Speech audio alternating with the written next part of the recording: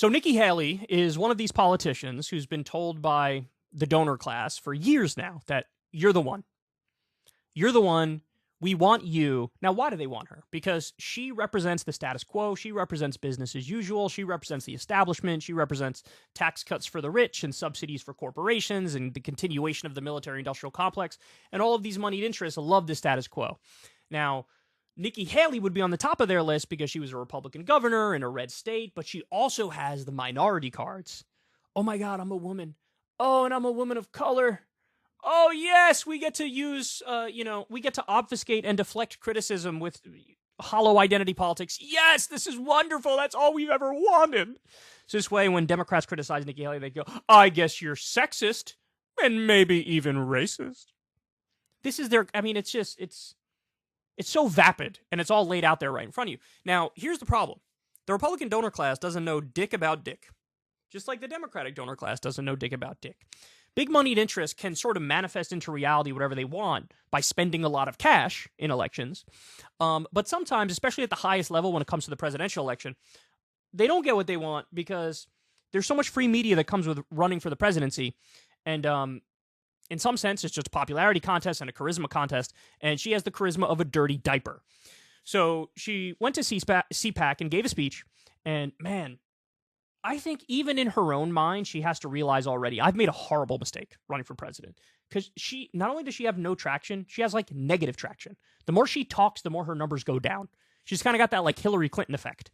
So here she is, giving a speech to the CPAC audience. By the way, Trump was going after her in a hilarious way. He showed a picture of the room while Nikki Haley was speaking, and, it's just an ocean of empty seats, right? Now, Trump also had empty seats, but obviously she had more empty seats. So she's settled on a certain line to go after Trump. By the way, half the time she says, I don't kick sideways, I only kick forwards. What does that even mean? She's trying to say, I don't attack other Republicans, I only attack the Democrats and the woke. So half the time she does that, and then the other half the time she takes these weird, underhanded, dumb shots at Trump on dumb issues that don't matter at all, like age. So here she is doing exactly that. Take note of the crowd reaction, y'all. When I launched my campaign, I said every politician over 75 years old should be required to take a mental competency test. Have you seen D.C. lately? We should start with Joe Biden, and we shouldn't stop there. You could hear a pin drop, dog. It's like she waits there for a second to get some applause or a reaction, and it's just deadsies. I mean, it is just... You could hear a silent fart in the room. One more time, listen. I said every politician over 75 years old should be required to take a mental competency test. Have you seen D.C. lately? We should start with... Oh, it's so bad. Oh, it's so bad. I'm young, and Trump is old. Boo! Boo! That's not going to do it. How did you think this would work? I can imagine a meeting she has with her staffers, soon to be her campaign, before she launched in a room. How are we going to go after Trump without going after Trump? And somebody's like, I got it. Say he's old. Yes, because nobody knows that. The Republican base doesn't care if he's 400 years old. That's their guy. He brings the vibes that they want. And you got, this is like, again, negative charisma, dog. Negative charisma. So here we go. Empty seats. Let's see what we got for empty seats. Oh, that's so sad. When I look to the future, I see our country Oh, that's the saddest thing I've ever seen in my life. Guys, there's the biggest gap you've ever seen. It's the size of the Grand Canyon. How she thought this would go and how it's actually going. Because I promise you, in the elite circle she runs in, all the big money Republicans are like, you're the one. Okay, so now I can't help. I have to keep watching this. It's like a car crash. I can't look away. Here she is talking about gas stoves. But the socialist Democrats don't just want to spend our money. They want to take our freedom. They think they have a right to order us around. From light bulbs we use to the words that we speak. And now they want to ban gas-powered cars and gas stoves. When it comes to destroying our freedom, the socialist Democrats will never stop. Okay, low-hanging fruit, but I gotta point it out. Are you in favor of legalizing marijuana? Oh, the Democrats are coming to take our freedom. Even though I want to lock you in a cage if you take a hit off a joint. Who's coming to take our freedom away? Hey, Nikki Haley, what's your take on abortion? Oh, that's right, you want to ban it. So what happened to that freedom thing? You don't care about freedom. These are the same people who want to, ban drag shows. The Democrats are taking our freedom away with their non-existent gas stove ban proposal. Nobody ever talked about a gas stove ban.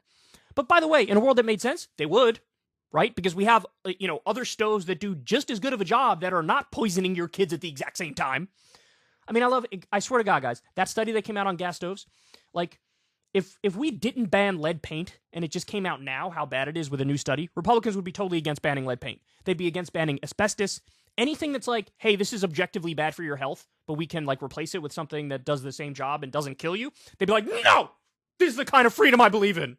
I believe in the freedom to kill myself and give my kid breathing problems with these shitty products that we use. Amazing. Oh my God, it's amazing. Oh, she's so bad at this. By the way, what are you bringing to the table that Trump or DeSantis doesn't bring? DeSantis is much better at the culture war stuff than you are, right? You're just boring. And Trump is the one that has the heart of the base. What are you bringing to the table, Nikki Haley? So here we go. Don't worry, she's got some new ideas for us. She's going to trot out some brilliant new ideas that you've definitely never heard before.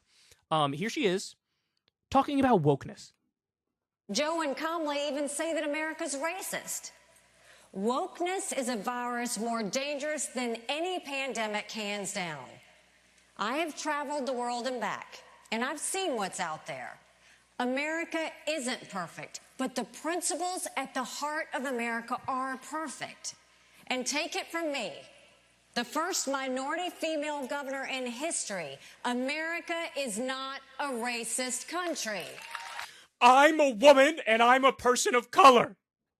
What happened? You guys tell me every day that you don't care about identity politics. You don't play identity politics. You think identity politics are stupid. Then the second you feel like you have an opening, you're like, I'm a woman and I'm a person of color.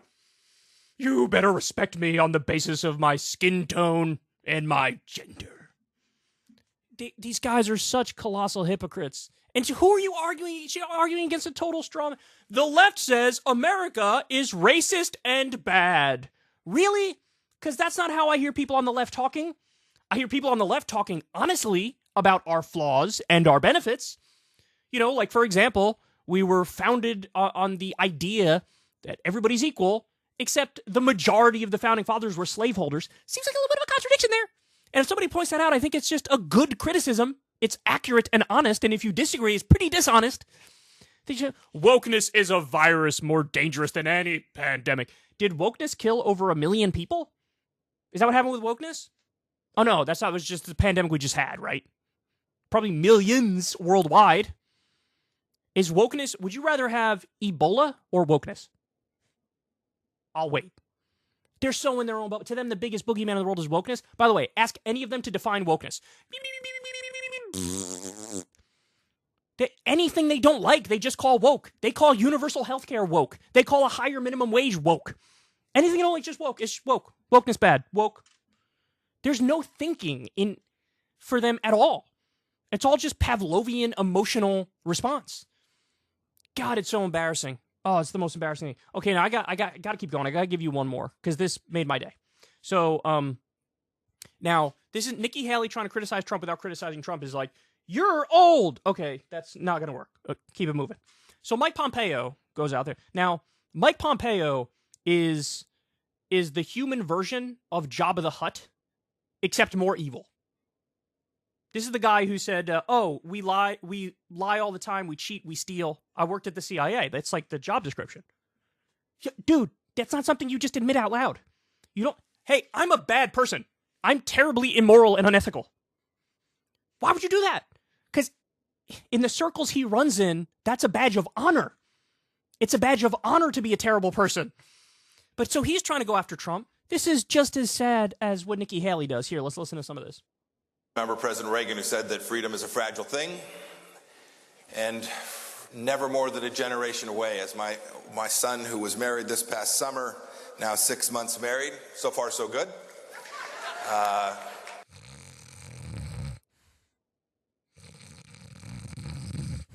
I would literally rather watch paint dry than listen to this guy talk. We know that there's a second half of that famous line that hits home.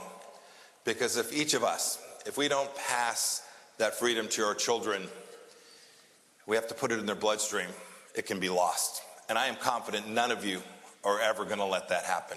Thank you and bless you for that. This guy thinks he can beat Trump. This guy wants to run for president. I've never heard a more boring speaker in my entire life. But we're reminded that we got to fight for it. We got to protect it. We can't hand it to them. It won't be handed to us. And I think that's why it feels different this year. The future of our American miracle is on the line in a way that I've not seen since, goodness gracious, since maybe I was in high school. He's so bad at this. All right, so apparently he brings up, we lost 3 elections in a row. Boo, boo, facts. I mean, the audience is not going to like him admitting that the 2020 election wasn't stolen. We lost 3 elections in a row, and the That's a sly shot at Trump. popular vote in 7 of the last 8. There are many reasons for this, but one of them is I think they've lost trust in the conservative ideas, and this is the task that's in front of us. And I am convinced we can do it because we're right. You can't, and you're not. All right, I got one more for you. I need to see the deficit one. Here we go. So this is the best he's got in going after Trump. This right here, ready? You know, I stare today at $31 trillion in debt and tell my son, make sure you work hard because Social Security may just not be there for you.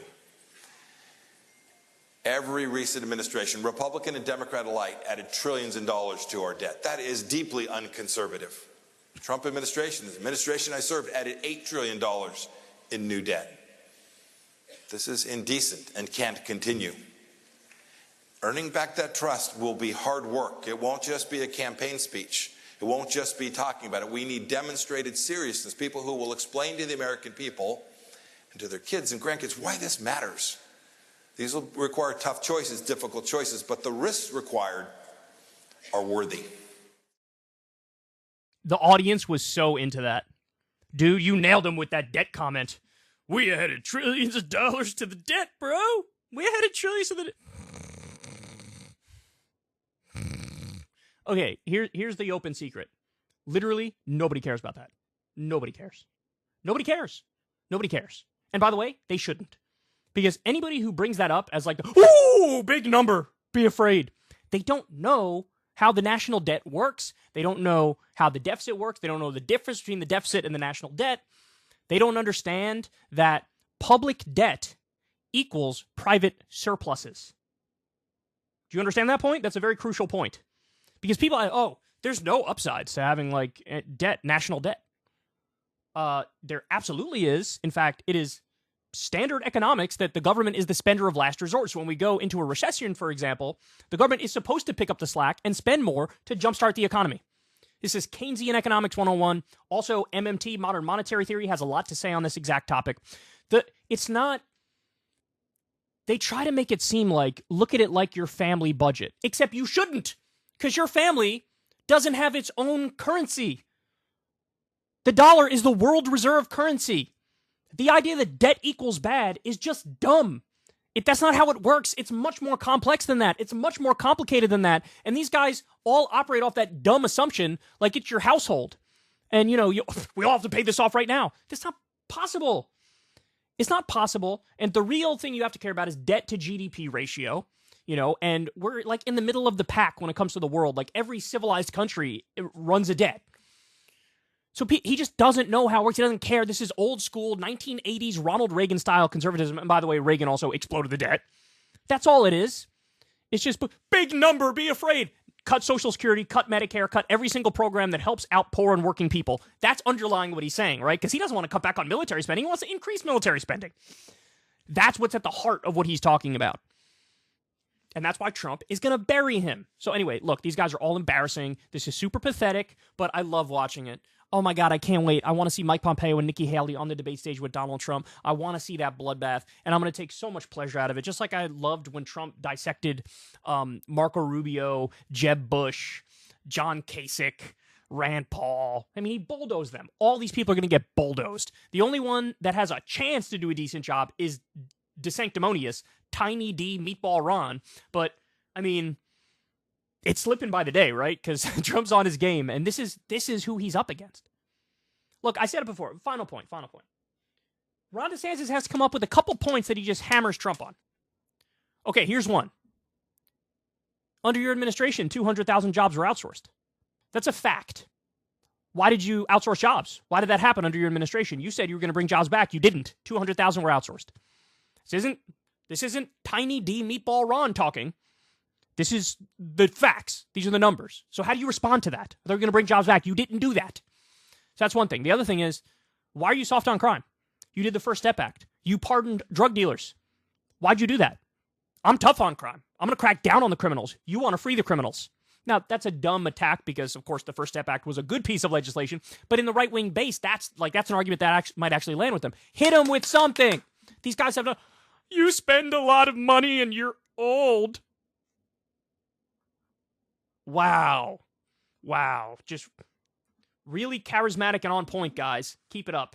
Ever since Adpocalypse, when YouTube defunded all independent news and politics overnight, we haven't trusted them. We know they can pull the rug out from underneath us at any time. If you enjoy this content, please consider tipping $1 or $2 per month on the Secular Talk Patreon. Link in the video description box below. Thanks for your support.